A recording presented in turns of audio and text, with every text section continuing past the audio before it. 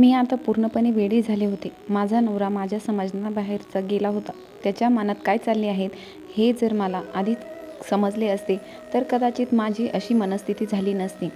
तो मला जनावरांसारखे काम करायला लावायचा आणि म्हणायचा की त्याचे प्रेम आहे. एवढं अनोखं प्रेम मी कुठेच पाहिलं नव्हतं. एवढंच नाही तर रोज नवीन साडी घालून काम करून घ्यायचा. त्याच्या दुसऱ्या दिवशी ती साडी घरातून गायब व्हायची. माझ्या नवऱ्याची ही सवय जेव्हा मला समजले तेव्हा सर्व काही संपले होते. कोण म्हणू शकेल की हा तरुण आतून असा विचित्र खेळ खेळत आहे. त्याचे मला एक प्रकारचे मोहरा बनवले होते.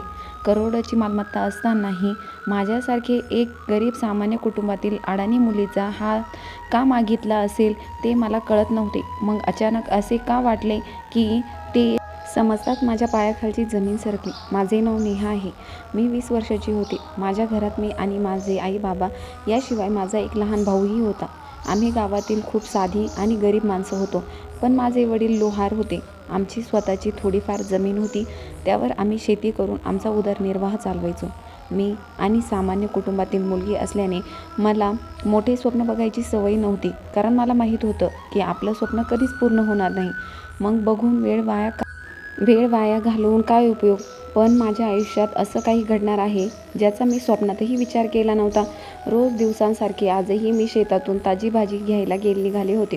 घरातून बाहेर तेवढ्यात एक गाडी वेगात धूळ उडवत माझ्याजवळ येऊन थांबली. मी माझ्या विचारात पुढे निघाले ते एक देखणा तरुण माणूस माझ्याजवळ आला. ते पाहताच मी माझ्या ओढणीने माझा चेहरा पटकन झाकून घेतला. पण कदाचित मी पुढे जाण्याआधीच तो मला पाहण्यात यशस्वी झाला होता. तो अचानक माझ्यासमोर आला आणि मला म्हणाला, त्याची गाडी जोरात असल्यामुळे तुमच्या अंगावर धूळ उडाली. मला माफ करा. मी आश्चर्याने त्याच्याकडे बघितले आणि मग हसून म्हणाले, साहेब, आम्ही गावातली लोक आहोत आणि या मातीशी आमची नाळ जोडलेली आहे आणि आमचे काम दिवसभर शेतातील मातीतच असते. तुम्ही काळजी करू नका. मी वाईट वाटून घेणार नाही. त्याने पुन्हा एकदा माझ्या डोळ्यात बघितले. त्याच्या डोळ्यात चमक आणून तो माझे आभार मानत होता आणि माझे आभार मानले आणि निघून गेला. बरं, मी त्याच्या बोलण्याकडे लक्ष दिले नाही आणि शेतातली भाजी घेऊन घरी आले. पण येताना सुद्धा आजूबाजूचे सगळे लोक माझ्याकडे आश्चर्याने बघत होते. काही जण आपापसात बोलू लागले होते. आता ते माझ्याबद्दल काय बोलत आहे हे मला माहीत नव्हते. मला एवढेच कळाले होते की हे सर्व लोक माझ्याबद्दल काहीतरी मीठ मसाला लावून बोलत आहे आणि माझ्याकडे वेगळ्या नजरेने बघत होते. त्यांचा विचार करत मी घरात शिरले तेव्हा घरात विचित्र वातावरण होतं. सगळीकडे शांतता पसरली होती. आई वडील एका कोपऱ्यात डोकं खाली घालून बसले होते. हे तेव्हाच घडते जेव्हा त्यांना एखाद्या महत्त्वाच्या विषयावर बोलायचे असते. मी मोठ्या आश्चर्याने माझ्या भावाकडे पाहिले. तोही माझ्यासोबत काही बोलला नाही. म्हणून मीही गप्प बसले आणि स्वयंपाकघरात स्वयंपाक करायला गेले. मी जेवण बनवायला सुरुवात केली. या सगळ्यांच्या मनामध्ये जी काही खिचडी शिजत होती ती आता माझ्या समोरच येणार होती. पप्पांनी माझ्या डोक्यावर हात ठेवला आणि बाहेरच्या खोलीत गेले. मी हैराण झाले आणि अस्वस्थ होऊन आई बोलायची वाट बघत बसले. शेवटी काय झालं की सकाळपासून सगळे असे वागत होते. पप्पा, काय झालं आहे ते तर सांगा, नाहीतर मला हार्ट अटॅक येईल. मला टाकी मी थोडीशी शाळा शिकलेली होते त्यामुळे मला थोडं इंग्रजी येत होतं. त्यामुळे जेव्हा कधी काही अडचण येत असायची तेव्हा मी हार्ट अटॅकबद्दल बोलायचे. नेहमीप्रमाणे आईने माझ्या पाठीवर थाप मारली आणि म्हणाली, तुला काही शिस्त वगैरे आहे की नाही? तुझे आता लग्नाचे वय झाले आहेत. देव करो तुला काहीही होऊ नये. मी म्हणाले, आता तू गप्प बस. मला जे बोलायचं आहे ते तर बोलू दे आधी. मीच बोलत राहते, तू माझ्याबद्दल विसरून जाते. आई म्हणाली, होय, मला आठवते नेहा, जेव्हा मी तुझ्या वयाची होते ना तेव्हा मला तू झालीस. पण नशीब तुझे, अजून तुझे लग्न झाले नाही आहे. आता तू 20 वर्षाची झाली आहेस आणि देवाची कृपा बघ याची आम्ही ज्याची काळजी करायचो आणि आज तुझे नशीब उघडले आहेत. आई जे बोलत होती ते पूर्णपणे माझ्या समजण्याच्या पलीकडे होतं. आई, तू काय बोलत आहे? मला काही समजत नाही आहे. आईने माझ्या डोक्यावर प्रेमाने हात ठेवला आणि म्हणाली, नेहा, तुझ्यासाठी एक स्थळ आलं आहे. पण आई, तू माझ्या लग्नाची एवढी घाई का करतेस? मला इतक्या लवकर लग्न करायचे नव्हते. म्हणून मी आईला म्हणले. यावर आई म्हणाली, हे बघ नेहा, हे कोणाचं स्थळ आहे ते तुला माहीत नाही. मुलगा खूप श्रीमंत आहे, शहरात राहतो आणि गावातील एका साध्या मुलीशी त्याला लग्न करायचे आहे. मला कळलं होतं की तो अजून बॅचलर आहे म्हणून तो तसाच आला. त्याने तुला शेतातून येताना बघितले. त्याला तू आवडली म्हणून त्याने घरी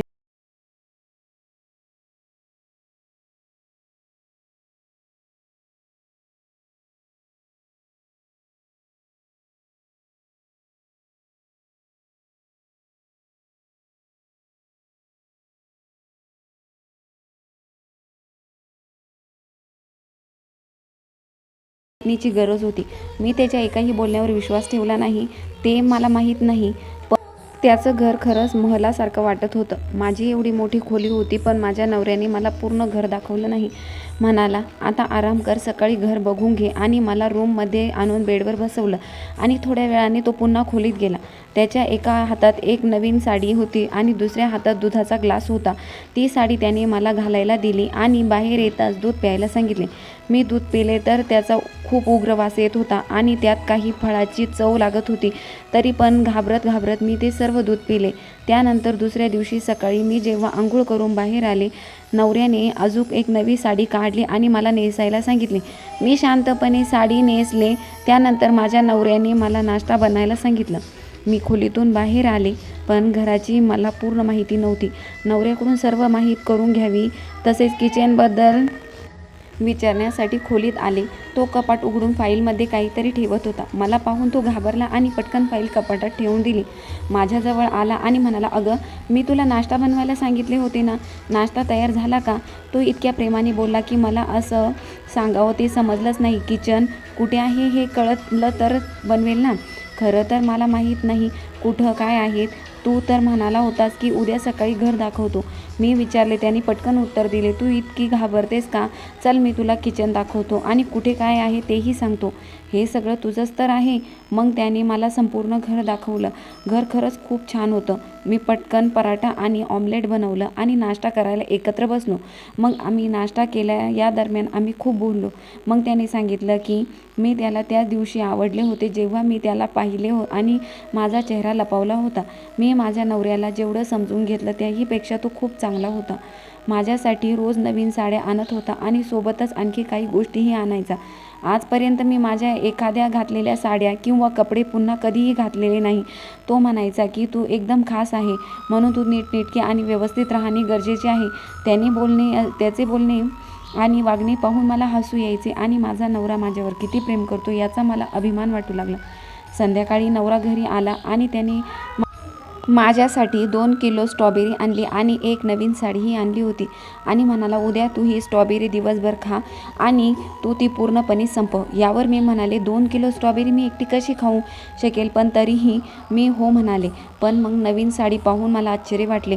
मग मी माझ्या नवऱ्याला म्हणाले, कालच तर मला एक नवीन साडी आणली होती ना, मग आजपर्यंत नवीन साडी का आणली? माझा नवरा थोडा जोरात ओरडला आणि म्हणाला की तू सांगितले आहे की तू रोज नवीन साडी घालणार, म्हणून आता जा आणि ही साडी नेसून ये. आणि मला दुधाचा ग्लास प्यायला दिला. त्यानंतर मला खूप आश्चर्य वाटले. मी ती नवीन साडी घालून खोलीमध्ये नेसायला गेले. बाहेर आल्यावर माझ्या नवऱ्याने मला पाणी आणायला सांगितले. खोलीत पाणी होते, पण तरीही किचनमधून आणायला सांगितले. मग मीही त्याला म्हणाले, इथे पाणी असताना तुम्ही मला किचनमधून पाणी का आणायला सांगितले? तेव्हा तो म्हणाला, मला थंड पाणी प्यायचे आहे. यावर मी गप्प बसले आणि पाणी आणायला गेले. मला प्रश्न पडला होता की असं विचित्रासारखं का वागतोय? पूर्वी मी 2-2 दिवस एकच साडी नेसायचे. त्यांना माझ्या अंगाचा घाण वास तर नसन येत ना, की काही वेगळी गोष्ट असेल? मी विचार करत करत किचनमधून पाणी घेऊन खोलीत आले. माझ्या नवऱ्याने पटकन तीच साडी गुंडाळली जी मी आत्ताच नुकतीच काढली होती आणि एका पिशवीमध्ये टाकत होता. मी ग्लासातले दूध एकदम पिले. माझ्या पतीने ती साडी ठेवलेली पिशवी साईडला केली आणि म्हणाला, हे बघ नेहा, मला तू 2 दिवस एकच साडी नेसली आवडणार नाही आणि हे मी तुला लग्नाच्या रात्रीच सांगितले होते. आता माझी आणखी एक गोष्ट ऐक. मी आपला स्वयंपाक बनवणाऱ्या नोकराला शामूला आजपासून कामावरून काढून टाकले आहे. बाकीच्या इतर कामासाठी घरात दुसरे नोकर आहेत, म्हणून आजपासून जेवण तू बनवशील. घरात आपण फक्त 2घच लोक आहोत, त्यामुळे तुला काही प्रॉब्लेम येणार नाही. कुठल्याही गोष्टीची अडचण निर्माण होणार नाही. पण तुला माहीत आहे की मला सर्व व्यवस्थित लागते. उद्या संध्याकाळी मी येईपर्यंत खीर आणि सोबत व्हेज बिर्याणीही बनवून ठेव. पण हे ऐकून मी अस्वस्थ झाले. आपण घरात 2च तर आहोत, मग एवढा स्वयंपाक बनवायची काय गरज आहे? मग दुसऱ्या दिवशी मी लवकर उठून आंघोळ केली आणि पटकन स्वयंपाकाला लागले. मला संपूर्ण स्वयंपाक करायला 3 तास लागले. त्यामुळे मी घामाने अंघोळ केली होती. मला खूप गरम होत होते. आता नवरा येईपर्यंत अंघोळ करायचा मी विचार करत होते. तो आल्यावर आम्ही दोघांनी एकत्र जेवण केले. त्याआधी मला अंघोळ करायची होती, पण त्याने मला रात्रीसाठी स्वयंपाक करायला सांगितलं. तोही खूप खुश दिसत होता आणि माझ्या जवळ येऊन शेजारी खुर्ची घेऊन बसला. कामाबरोबरच मी अधूनमधून स्ट्रॉबेरीही खात होते. माझ्या नवऱ्याची नजर माझ्यावर होती. संध्याकाळचे 6 वाजले होते. आता मी मोकळे झाले होते. आता माझी सर्व काम करण्याची सहनशक्ती संपली होती. मग आंघोळ करता यावी म्हणून मी लवकरच बेडरूममध्ये आले. बेडवर नवीन साडी पाहून मी ती साडी घेतली आणि आंघोळ करायला गेले. मी बाहेर आल्यावर माझा नवरा आंघोळ करायला गेला. त्यानंतर रात्री आम्ही जेवण करून झोपून गेलो. रात्री कसला तरी आवाज झाला म्हणून मी डोळे उघडले तर माझा पती माझ्या जुन्या नेसलेल्या साडीच्या पिशवीत टाकून बेड खाली ठेवत होता. आता आश्चर्यासोबत मला काळजीही वाटू लागली होती. तो असं का करत होता? मी त्याला जेवढे समजून घेऊ शकले होते त्यामुळे मला हे स्पष्ट झाले होते की तो नक्कीच काहीतरी रहस्य माझ्यापासून लपवत आहे. परंतु मला त्याचं काही विचारण्याची हिंमत होत नव्हती. आणि तू मला माझ्या कामात इतकं गुंतवून ठेवत होता की मी दुसऱ्या कसला विचार करू शकले नाही पाहिजे. पण एक विचित्र गोष्ट होती की जी मी त्या 2 महिन्यांमध्ये लक्षात घेतली होती. त्याने मला एकदाही नॉनव्हेज खायला दिले नाही. एकदा मी चिकन बिर्याणी केली होती. मग तो माझ्यावर खूप ओरडला होता आणि मला नाईलाजाने दुसरे काहीतरी खावे लागले होते. मला माहीत नाही की त्याला माझी प्रत्येक गोष्ट कशी कळायची. पण त्याने स्वतः मला सांगितले होते की घरात चोरी वगैरे होऊ नये म्हणून मी घरात कॅमेरे बसवले आहे. आता तर प्रश्नच उद्भवत नाही की मी त्याची कोणतीही गोष्ट टाळू शकत नव्हते. एवढ्या कडक देखरेखीमुळे मला अनेकदा डोकेदुखी व्हायची. या सगळ्या गोष्टींचा विचार करून करून मला काळजी वाटायची. मी माझ्या नवऱ्याला माझे डोके दुखत असल्याचे सांगितले तर त्याने सर्व काम सोडून सगळ्यात आधी मला डॉक्टरांकडे घेऊन गेले. तिथे गेल्यावर डॉक्टरांनी माझ्या खूप महागड्या टेस्ट करायला सांगितल्या. मी त्या टेस्टला नकार दिला कारण डॉक्टर म्हणाले की खूप काही आवश्यकता नाही. पण नवरा म्हणाला की शंका दूर करायला काय नुकसान आहे. मला माझ्या बायकोला थोडाही त्रास होऊन द्यायचा नाही. त्यानंतर माझे काहीही दुखत असले की मला माझ्या नवऱ्याला सांगायची भीती वाटायची. माझ्या खूप छोट्या छोट्या गोष्टींबद्दलही त्याला खूप काळजी वाटायची. पण मधल्या काळात तो मला रोज व्यायाम करायला लावायचा आणि साडी बदलायला सांगायचा. त्याने त्याची ही सवय सोडली नव्हती. आमच्या लग्नाला आता 2 वर्ष होणार होते. माझा नवरा पहिल्यापेक्षा आता अजून श्रीमंत झाला होता. त्याला कधी कधी कामासाठी परदेशी काही दिवस जावे लागत होते. पण म्हणावे तसे काम तो करत नव्हता. आता दिवसातून तो 2-3 वेळेस घरी यायचा आणि पूर्वी तो मला दिवसातून 1 वेळा साडी बदलायला सांगायचा. पण आता तर तो दिवसातून 3दा मला साडी बदलायला सांगायचा. मीही त्याच्या अशा वागण्याला कंटाळले होते कारण हल्ली मला एवढा घाम येत होता की असं वाटत होतं की मी आत्ताच आंघोळ करून आली असेल आणि मला खूप घाम यायचा. या सगळ्यांचा विचार करत करत मी मानसिक आजाराने त्रस्त झाले होते. माझ्याकडे माझ्या औषधांचा एक स्टॉक होता जो मी रोज खात असे. हे सर्व तेव्हापासून सुरू झाले होते जेव्हापासून हिवाळा सुरू झाला. आता नवऱ्याने घरातील नोकरांना सुट्टी दिली होती. मी दिवसभर घरातली काम करायचे आणि माझा घाम पाण्यासारखा वाहत होता. एकदा मी आंघोळ करायचा विचार करत असतानाच माझा नवरा आला. त्याने हीटर चालू केले आणि मला एका खोलीत बंद केले. मी उष्णतेने बेशुद्ध व्हायला लागल्यावर साडी बदलायला सांगत होता. घामाचा वास यायला लागला होता असे म्हणायचा. मी जोपर्यंत कपडे बदलून बाहेर यायचे तोपर्यंत घरातील इतर नोकर 2 किलो फळे आणायचे. कधी द्राक्ष, कधी मोसंबी, कधी पेरू किंवा कधी डाळिंब आणायचे. सतत मला हे सगळं बघून मळमळ व्हायची आणि या सगळ्यामुळे मी मानसिक रुग्ण झाले होते. आता यापेक्षा मला माझं गाव चांगलं वाटत होतं. तेथील मातीचं घर चांगलं होतं जिथे काम केल्यावर गार हवा मिळायची आणि इथे हिवाळ्यातही हवामान गरम आहे. माझे असे झाले होते. आता मी खोलीत बंद होते आणि हीटर चालू असायचं. आता मी विचार केला होता की माझ्या नवऱ्याचे यापुढे काहीही ऐकायचे नाही. असंच चालू राहिलं तर मी लवकरच गुदमरून मरून जाईल. आज जेव्हा मी खोलीत बंद होते तेव्हा मी हीटर खराब करून टाकला. पण नवऱ्याने लवकरच एक नवीन हीटर ऑर्डर केला. आता मी विचार केला आणि माझ्या पतीने नोकरीवरून काढलेल्या नोकराला बोलवून घेतले आणि सर्व कॅमेरे खराब केले. नवऱ्याला आमच्या युक्त्या माहीतही नाहीत. आता मला माझ्या नवऱ्याची रहस्य जाणून घ्यायचे होते. त्यामुळे माझी अवस्था मरायला टेकली होती आणि त्यात माझा नवरा मला मरूही देत नव्हता. दुसऱ्याच दिवशी मी माझ्या साडीच्या ठिकाणी नोकराच्या मुलीची साडी ठेवली. माझा नवरा ती साडी घेऊन रात्री घराच्या बाहेर पडला. त्याच्या पाठोपाठ मीही त्याच्या मागे गेले. बरेच पुढे गेल्यानंतर तो एका कारखान्यात शिरला आणि ती साडी एका मोठ्या मशीनमध्ये टाकली. त्यानंतर त्यात आणखी काहीतरी नवीन द्रव्य टाकले. थोड्या वेळाने तिथे एक विचित्र पदार्थाचे औषध तयार झाले, जे अनेक बाटल्यांमध्ये मशीनद्वारे भरले जात होते. मी लपून छपून पुढे जाऊन त्यातील एक बाटली उचलून त्यातील त्याचा वास घेतला, तर त्याचा अत्यंत सुगंधित वास येत होता. आता मला थोडेफार लक्षात आले होते. मी ताबडतोब माझ्या नवऱ्याच्या समोर गेले आणि तेव्हा त्याने मला तिथे अचानक समोर पाहून माझा नवरा घाबरला. मला शिवीगाळ केली आणि ताबडतोब घरी निघून जायला सांगितले, कारण तिथे इतरही बरेच लोक काम करत होते. पण मी सुद्धा तिथून हटले नाही आणि त्याला सांगितले, खरं काय आहे ते सांग, नाहीतर मी तुला कायमचे सोडून देईन किंवा माझा जीव देईन. हे ऐकून नवरा घाबरला आणि म्हणाला, नेहा, हे असे काही करू नकोस आणि मला सोडून जाऊ नकोस आणि मरायचा विचारसुद्धा करू नकोस. तो असे काही बोलेल याची मला अपेक्षा नव्हती. मी तुला सगळं खरं सांगतो. तू इथे कारखान्यात का आलीस? नवरा घाबरून मला विनवणी करत होता, पण मी त्याचे अजिबात ऐकले नाही. मी इथेच सगळ्यांसमोर बोलले. मी त्याला म्हणाले, मी तुला सोडून जाईन. लवकर सांग काय खरं ते. माझा नवरा आता अस्वस्थ झाला आणि घाबरून बोलला की मला खूप पैसे कमवायचे होते. मग मला तू भेटली. मला तुझ्याजवळ येताच एक वेगळाच आणि सुगंधित वास आला आणि मी तुझ्याशी लग्न करायचं ठरवलं. मग मी माझ्या प्रयोगावर काम करायला सुरुवात केली.